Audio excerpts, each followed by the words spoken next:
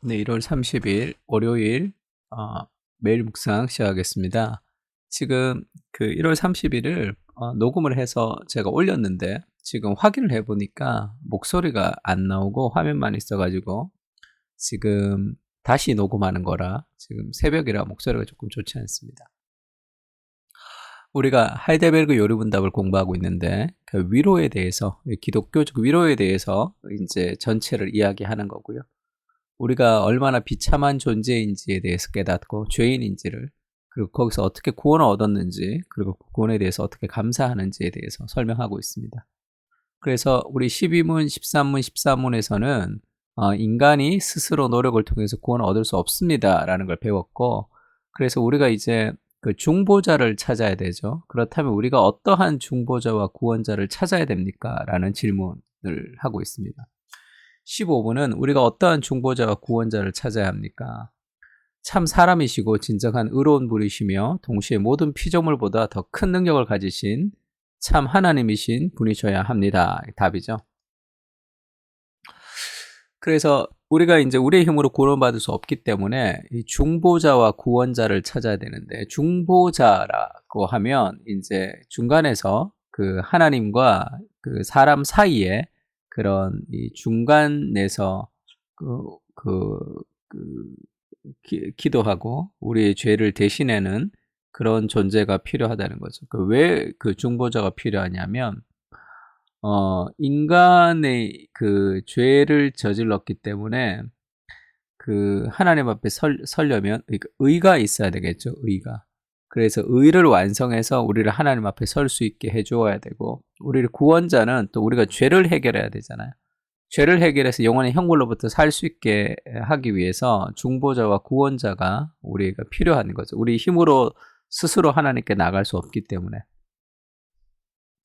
그래서 이 그림자가 어떻게 나오냐면, 가운데 우리의 죄를 대신해 줄 수 있는 중보자가 필요하다, 그리고 구원자가 필요하다는 그런 얘기를 구약에서부터 좀 이렇게 흐름이 계속 이어지고 있습니다. 출애굽기 32장 12절에 보면 하나님이 이스라엘이 금송아지 사건으로 범죄한 뒤에 이스라엘을 하나님이 진멸하겠다 이렇게 얘기해요. 그때 모세가 중보하죠. 하나님 앞에. 어찌하여 애굽 사람들이 이르기를 여호와가 자기의 백성을 산에서 죽이고 지면에서 진멸하려는 악한 의도로 인도하여 내었다고 말하게 하시려 하나이까. 주의 맹렬한 노를 그치시고 뜻을 돌이키사 주의 백성에게 이 화를 내리지 마옵소서. 하나님이 지금 이 백성을 다 심판하시면 자기 백성을 산에서 죽이려고 악한 의도로 인도하여 내었다고 말하지 않겠느냐. 하나님의 맹렬한 노를 그치시고 뜻을 돌이켜 주의 백성을 용서하여 주시옵소서. 그렇게 기도하죠.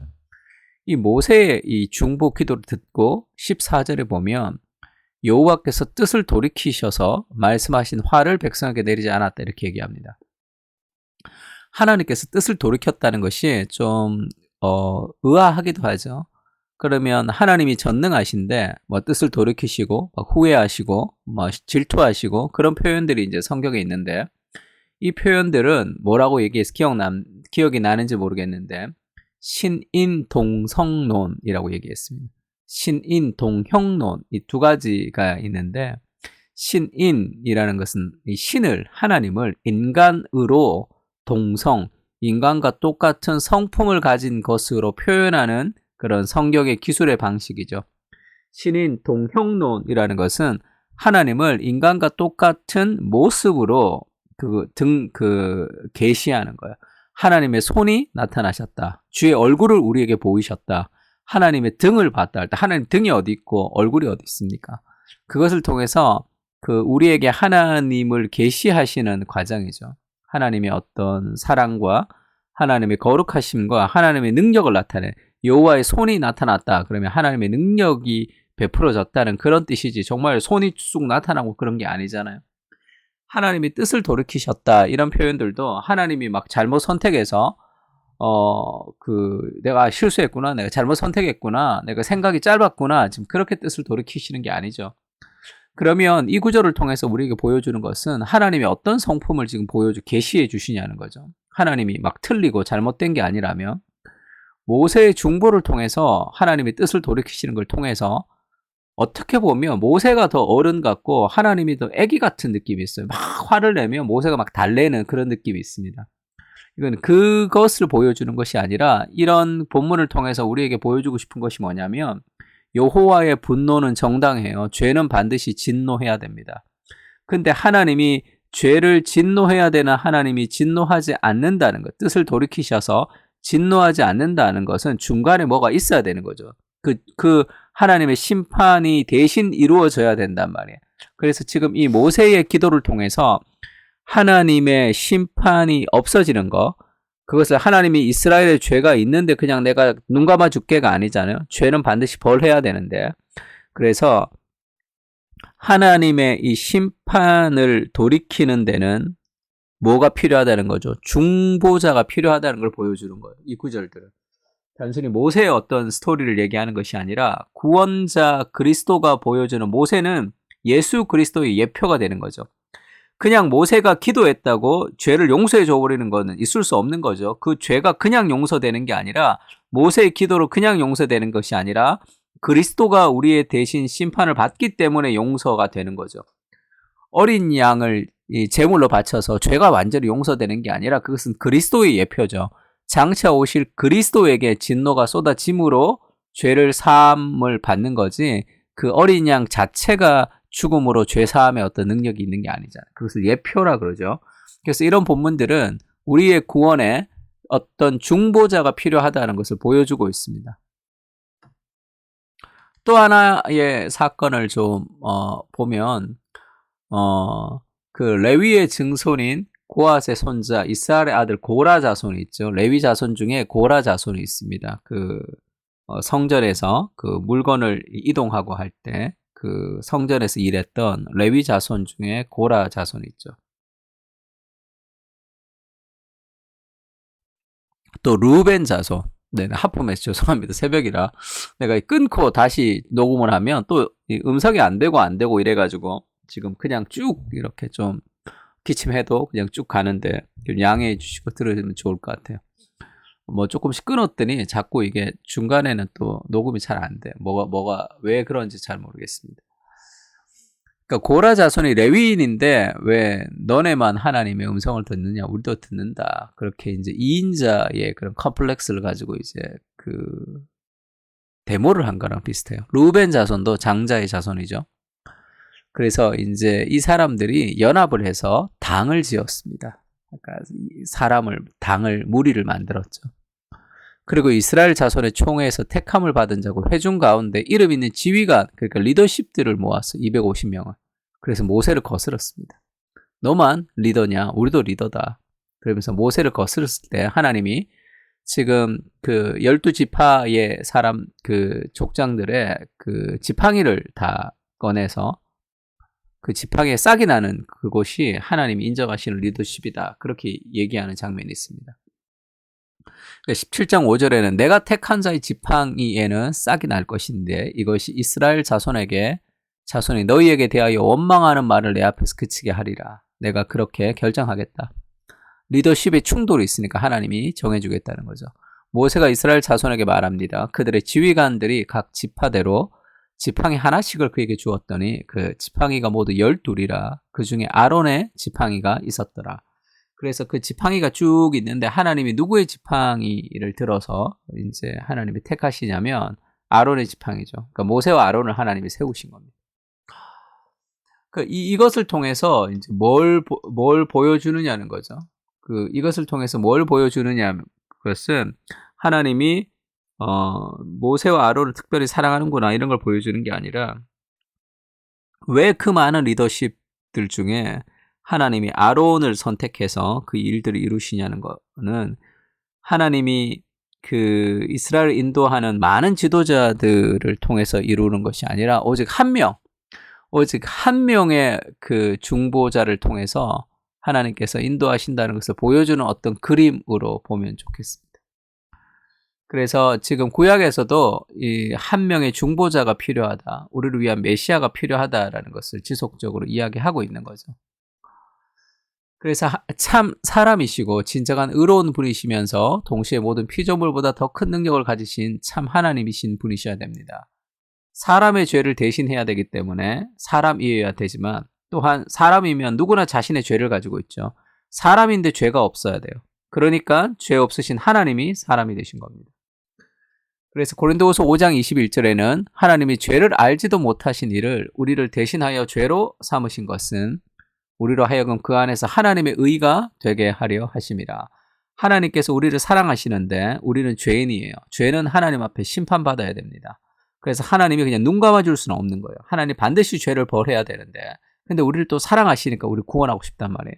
그래서 하나님이 그 죄에 대한 심판을 죄가 없으시지만 인간으로 오셔서 우리를 대신하셨던 중보자, 구원자에게 그 죄의 저주를 다 쏟으셨고 그리고 예수 그리스도께서 우리를 위해서 이루신 율법의 의를 우리에게 전가해 주신 거죠.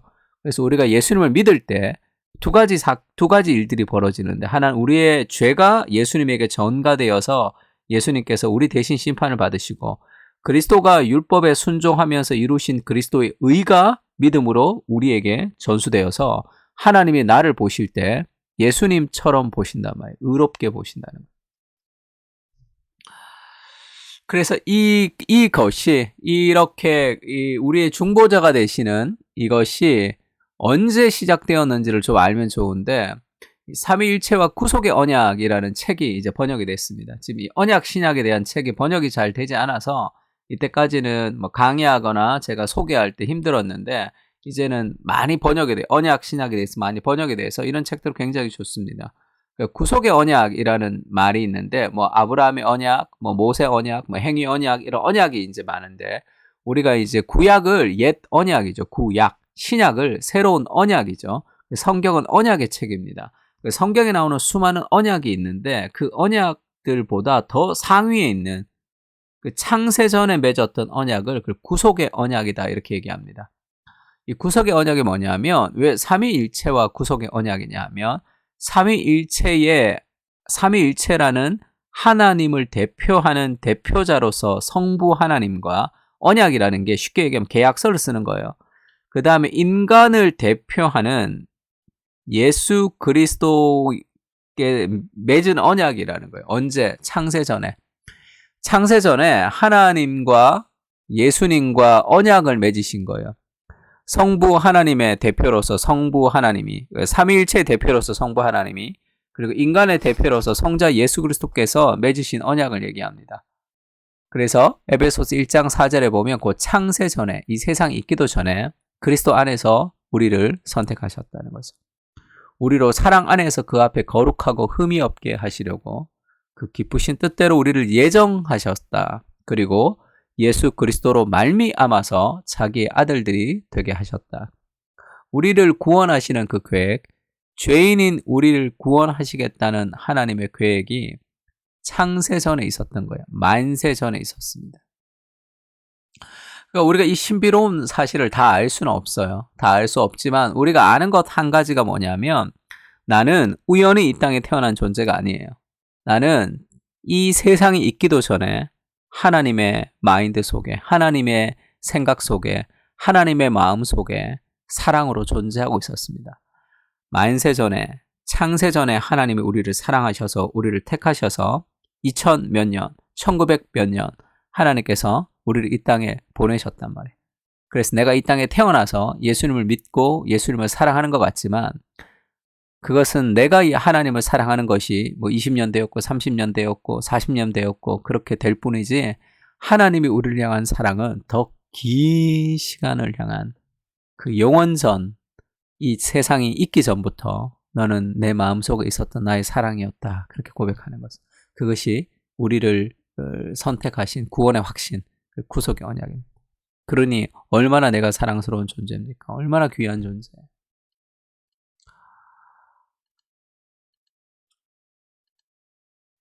시범은 한 번 더 정리합시다. 그렇다면 우리는 어떠한 중보자와 구원자를 찾아야 합니까? 참 사람이시고 진정한 의로운 분이시면서 동시에 모든 피조물보다 더 큰 능력을 가지신 참 하나님이신 분이셔야 합니다. 그분이 우리를 구원하신 예수 그리스도이시죠. 두 가지 기도 제목 가지고 기도합시다. 그리스도께서 우리의 중보자가 되시고 구원자가 되심을 감사하며, 안 그러면 지금 내가 어디로 가 있겠어요? 내가 어떻게 살고 있었겠어요? 죄인인 내가. 그리스도께서 내게 행하신 일들을 더 깊이 이해하게 하옵소서. 신앙은 내가 뭔가를 열심히 하려고 노력하는 게 아니라 복음을 더 깊이 이해하는 거예요. 더 많은 사랑을 받을수록 자연스럽게 일하게 되어 있습니다. 누군가를 사랑하는데 시간과 돈과 에너지를 사용하지 않는 사람이 어디 있어요? 사랑하는 것에는 우리가 에너지를 쓰게 되어 있습니다. 그래서 우리가 늘 기억해야 될 것은 하나님의 사랑을 누리는 것이에요. 그러면 일은 자연스럽게 이루어지게, 순종은 자연스럽게 이루어지게 되어 있습니다. 두 번째는 영원한 언약 가운데 나를 구원하신 은혜를 기억하며 감사로 순종하는 삶을 살아가게 하옵소서. 하나님의 영원한 언약 가운데 이 세상에 있기도 전부터 나는 하나님의 사랑의 대상으로 하나님의 마음속에 있었습니다. 어머니 모태로부터 내가 창조되기 그 전부터 내가 하나님의 사랑으로 이 땅에 존재하는 거죠. 우리 엄마 아버지는 내가 태어나는 것을 별로 좋아하지 않을 수도 있겠죠.